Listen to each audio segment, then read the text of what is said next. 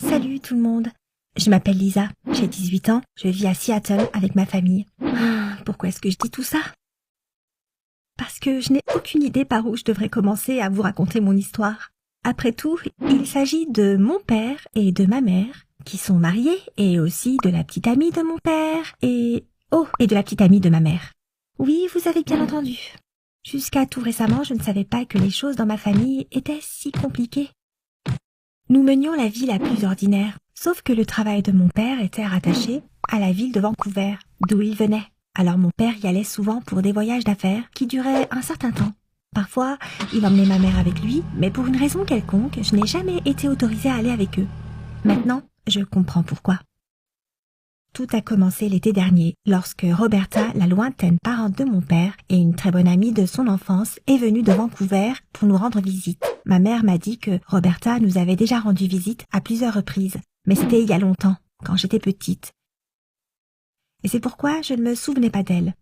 Ma mère m'a ensuite montré Roberta sur des photos de leur mariage et m'a répété 2 fois que Roberta était une bonne personne et que je devais être bien gentille avec elle. Cela m'a paru étrange. Je n'avais rien contre Roberta. Alors pourquoi ma mère s'est-elle donné la peine d'en parler autant? La deuxième chose étrange s'est produite après l'arrivée de Roberta. Un soir, nous avons tous passé une super soirée autour d'un bon dîner et d'un film. Et quand il était temps d'aller au lit, la question de savoir où Roberta devait rester a été soulevée. Nous avions une chambre libre et ma mère a insisté pour que Roberta passe la nuit chez nous. Mais Roberta a dit qu'elle ne voulait pas nous déranger. En plus, Roberta était à Seattle pour 2 semaines. Alors ma mère insistait pour que Roberta n'ait pas à dépenser autant d'argent dans un hôtel. Pendant qu'elle répliquait qu'elle ne voulait pas nous déranger, mon père est resté muet. Jusqu'au moment où il nous a annoncé son départ pour Vancouver le surlendemain. Toute cette conversation n'a fait que me troubler de plus en plus. D'abord, pourquoi ont-ils accordé tant d'attention à ces bêtises? Et deuxièmement, qu'est-ce que Roberta allait faire à Seattle pendant 2 semaines si elle savait que mon père allait partir? Après tout, Roberta était la parente et l'amie de mon père. N'était-elle pas venue lui rendre visite, à lui? Ils sont finalement parvenus à un étrange compromis. Roberta resterait dans notre appartement pendant quelques jours, puis irait à l'hôtel. Mais même pendant les jours où Roberta devait rester dans notre appartement, je ne l'ai pratiquement jamais vue. Elle passait tout son temps avec ma mère. Et un soir, ma mère et Roberta sont allées au théâtre et sont ensuite allées ailleurs. Puis j'ai reçu un texto de maman qui disait qu'elle ne rentrerait pas et allait passer la nuit chez un ami commun. Honnêtement, je ne comprenais pas comment il était possible que ma mère et Roberta aient un ami mutuel. Et pourquoi nous nous étions chamaillés pour savoir où Roberta devait rester si elle avait un autre logement disponible.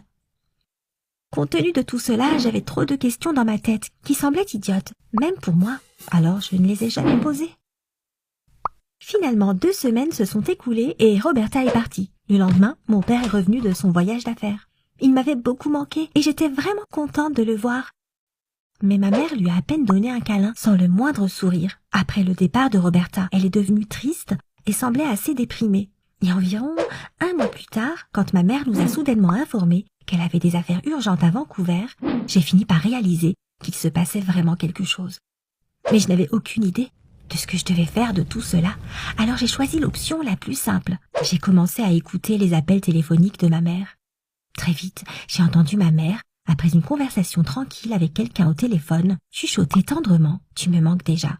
J'étais tellement choquée par ce que j'avais entendu que j'ai fait un mouvement brusque et la porte, derrière laquelle je me cachais, a grincé. Maman s'est retournée, effrayée, et je me suis dit que c'était le bon moment pour attaquer. J'ai donc exigé une explication de sa part. Et pour être plus convaincante, j'ai ajouté que papa serait aussi très intéressé d'apprendre que quelque chose se passait. Maman s'est arrêtée. Puis m'a montré le nom du contact à qui elle venait de parler. C'était Roberta. Lisa, a dit ma mère. Roberta est ma petite amie. Nous sommes ensemble depuis un bon moment. Papa, c'est tout.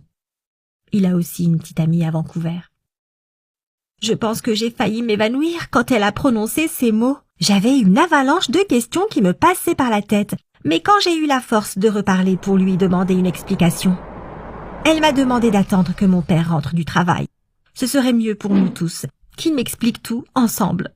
Nous sommes donc tous réunis autour de la table pour une conversation capitale. Cela ressemblait à une conversation ordinaire entre les parents et leur enfant. Si ce n'était pour le sujet, mes parents allaient m'expliquer d'où venait la maîtresse de chacun. En gros, Roberta est lesbienne, elle est vraiment une parente de mon père et elle était son amie intime il y a 18 ans. Alors Roberta a été l'une des premières personnes que mon père a invitées à Seattle, où il a déménagé pour vivre avec sa fiancée, ma mère. Roberta et ma mère se sont rencontrés au mariage de mes parents et sont rapidement devenus de très bonnes amies. Papa était même un peu inquiet que sa femme lui vole une amie, bien qu'il aurait dû être inquiet que cette amie lui vole sa femme. Ma mère n'a jamais pensé qu'elle était attirée par les filles, mais il y avait néanmoins une certaine alchimie entre elle et Roberta, et leurs sentiments sont passés de l'amitié au romantisme. Mais elles ne se sont pas mises ensemble à l'époque. Roberta était toujours une amie de mon père et ne pouvait pas le trahir. Et ma mère était déjà enceinte de moi et ne voulait pas détruire la famille. Papa ne savait rien et Roberta a simplement cessé de venir leur rendre visite pendant 5 ans.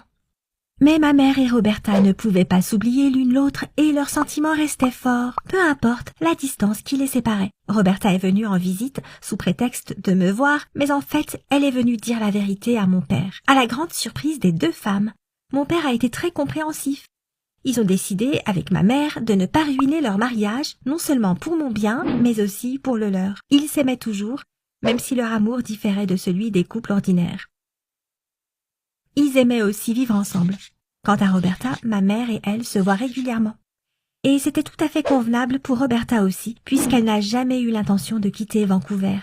Au bout d'un certain temps, papa s'est aussi trouvé une petite amie. La situation avec mes parents et leurs petites amies était très étrange, mais il y avait un détail très important. Tout le monde dans cette relation en était entièrement satisfait. Ils se considéraient même comme des gens heureux. Et quand j'ai tout découvert, le dernier poids est tombé sur les épaules de mes parents. Je n'avais donc pas d'autre choix que d'accepter la situation, même si c'était très très étrange. J'espère que vous ne jugerez pas mes parents trop sévèrement, parce qu'ils sont juste en train de chercher le bonheur à leur façon. Et je suis heureuse d'avoir enfin pu raconter mon histoire à quelqu'un, parce que je ne peux la raconter à personne, même à mes amis proches. N'oubliez pas de vous abonner à cette chaîne.